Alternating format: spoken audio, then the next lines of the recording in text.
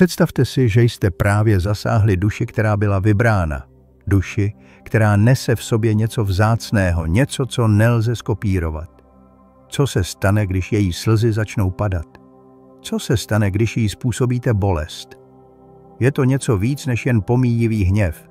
To, co přijde na ty, kteří ublíží těmto vyvoleným, je daleko hlubší a závažnější. Existuje dávné tajemství, které je ukryté v prastarých textech, v moudrosti, která byla zapomenuta a přesto stále platí. Co tedy čeká ty, kteří zraňují vyvolené a způsobí jim pláč? V tomto videu odhalíme 8 špatných věcí, které postihnou ty, kteří se rozhodnou ublížit těmto duším.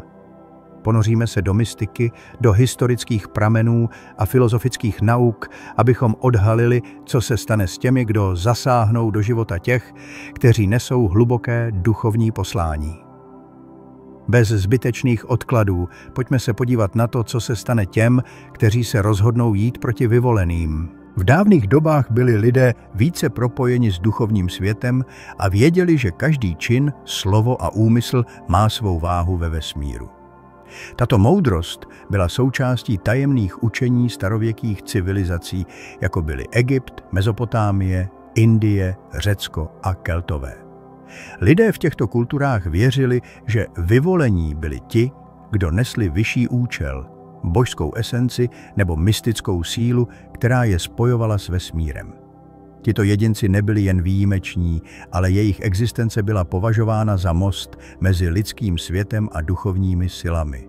Byli zodpovědní za udržování rovnováhy a harmonie a jakýkoliv zásah do jejich života narušoval vesmírný řád. V Egyptě to byli nositelé horovy moci, v Indii Siddhas a Rishis, v křesťanství svatí. Všichni nesli božskou moc a světlo. Tato tradice není jen duchovní, ale i filozofická. Podle učení jako taoismus nebo hermetismus existuje zákon příčiny a následku, který se vztahuje i na úmysly a činy.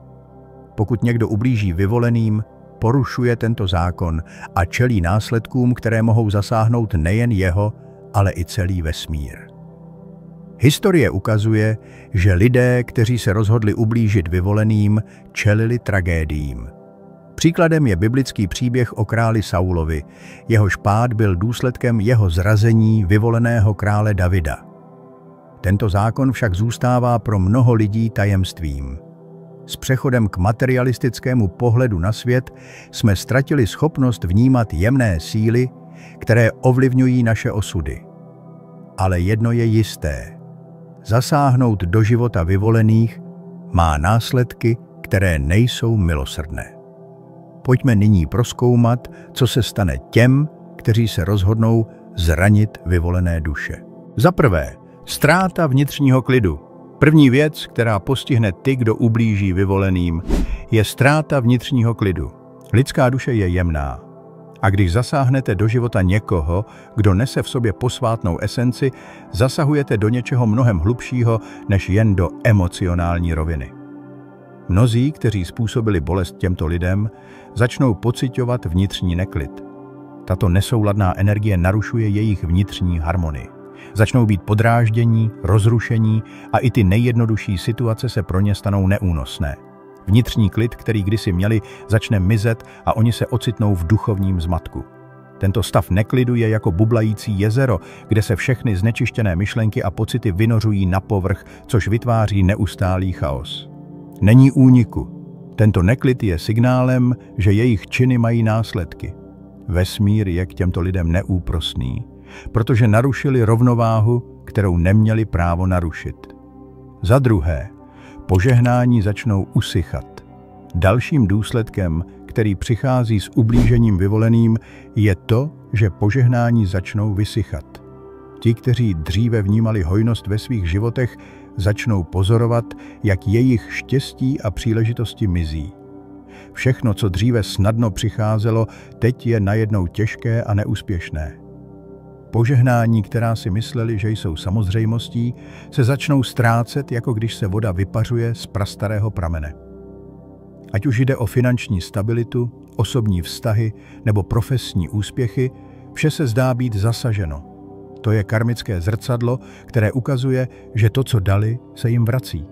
Narušili řád, který by měl být respektován, a teď čelí následkům ve formě úbytku bohatství, příležitostí a lásky. Za třetí, podivné překážky se začnou objevovat. Jakmile narušíte život někoho, kdo je vyvolený, vesmír vám začne ukazovat nečekané překážky. Zpočátku mohou vypadat jako drobné problémy, ale s časem se z nich stanou ohromné bloky, které vám brání v postupu vpřed. Cokoliv se pokusíte, skončí neúspěchem. Dveře se zavírají, možnosti mizí a vy se ocitáte v kruhu, který se zdá být nepřekonatelný. To není náhoda, to je duchovní zákon, který vás nutí čelit důsledkům svých činů. Vesmír vám ukazuje, že v tomto světě existují síly, které nevidíme, ale které mají moc zasahovat do našeho života, pokud narušíme určité rovnováhy. Za čtvrté, začnou přitahovat toxické lidi. Jedním z dalších důsledků, který postihne ty, kdo ublíží vyvoleným, je to, že začnou přitahovat toxické lidi. Ať už jde o manipulátory, negativní jedince nebo osoby, které jim budou podkopávat nohy, tyto negativní postavy se začnou objevovat ve všech oblastech jejich života. Vesmír je v tomto směru neúprosný. Když zraníte někoho, kdo nese světlo, do vašeho života přicházejí temní a destruktivní lidé, kteří s vámi rezonují na nižší vibraci. Tito jedinci se zdají být ve všem přitažliví, protože odpovídají energii, kterou jste vyslali do světa. A čím víc takových lidí se objeví, tím více si začnete uvědomovat, jak vaše vlastní vibrace klesá.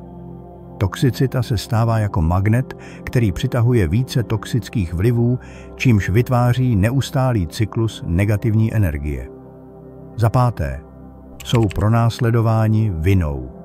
Vina, která přichází s ublížením vyvolenému, může být osudová.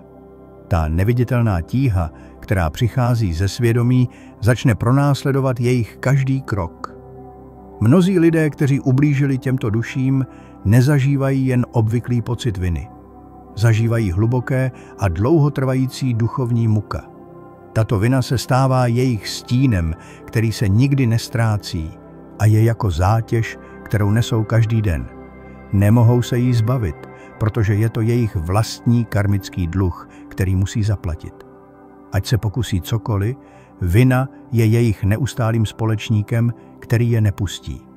Tato karma se může projevovat v mnoha formách. V tělesných problémech, v narušených vztazích nebo v neustálých selháních. Je to duchovní zákon, který nelze obelstít. Vina se stává klíčem k tomu, aby se vrátili na správnou cestu, nebo aby byli nuceni čelit důsledkům svých činů. Za šesté, jejich reputace tiše eroduje.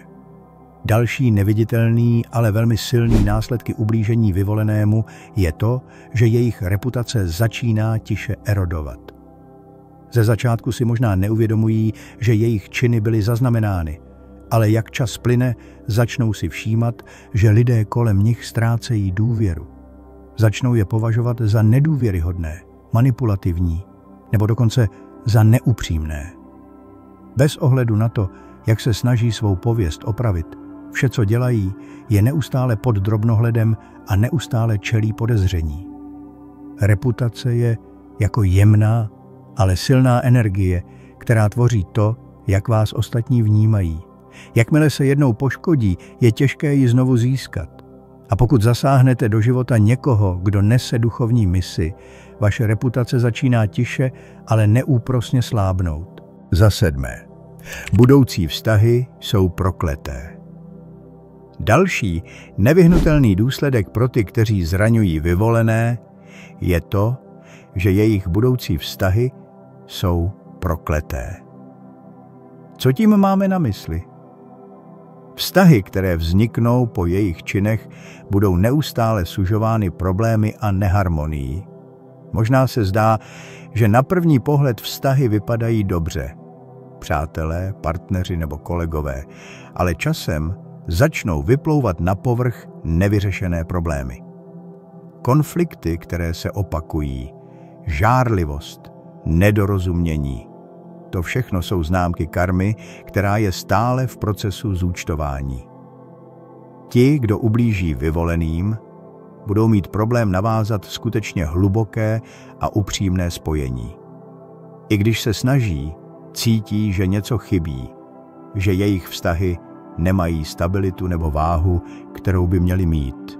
Tento duchovní dluh, který vznikl, když ublížili někomu, kdo měl vyšší poslání, je přítomen ve všech jejich budoucích interakcích. Vztahy nejsou jen o slovech a činech, ale o energiích, které mezi lidmi proudí. Když někdo zasáhne do života vyvoleného, tyto energetické spojení jsou trvale narušena. Za 8. Minou duchovní povýšení. A konečně těmto lidem bude odepřeno duchovní povýšení. Všechny duše, které jsou součástí tohoto vesmíru, mají příležitost se vyvíjet, růst a posouvat se na vyšší úroveň bytí. Ale pro ty, kteří zraňují vyvolené, tento růst zůstane neuskutečnitelný. Jejich cesta k duchovnímu vzestupu je blokována. Možná budou mít pocit, že jejich životy stagnují, že se nemohou dostat na další úroveň. To je důsledek karmického dluha, který stále nenapravili. Místo toho, aby se posunuli k větší moudrosti, lásce a pochopení, zůstanou uvězněni v cyklu karmy a negativních energií. Duchovní povýšení není pouze záležitostí světských úspěchů nebo materiálních věcí, ale dosažením hlubšího poznání, vnitřního míru a rovnováhy s vesmírem. Ti, kteří ublíží těm, kteří nesou světlo, zůstanou na nižší vibraci, neschopní zažít skutečné duchovní osvícení. Tak tedy, jak vidíme, vesmír má své zákony, které se nevzdalují od těch, kdo zraňují ty, kdo jsou vyvolení. Ztráta vnitřního klidu, vysychání požehnání, přitahování toxických lidí, pronásledování viny, erodující reputace, prokleté vztahy a zmeškaná duchovní povýšení. To vše jsou karmické důsledky, které tyto osoby čekají. A teď, když máte tuto moudrost, jak se rozhodnete žít dál? Co vše jste připraveni obětovat, abyste zůstali v souladu s vesmírnými zákony a chránili ty, kteří jsou vyvoleni? Pamatujte, že karmické zákony jsou neúprosné a každý čin, každé slovo se vrátí.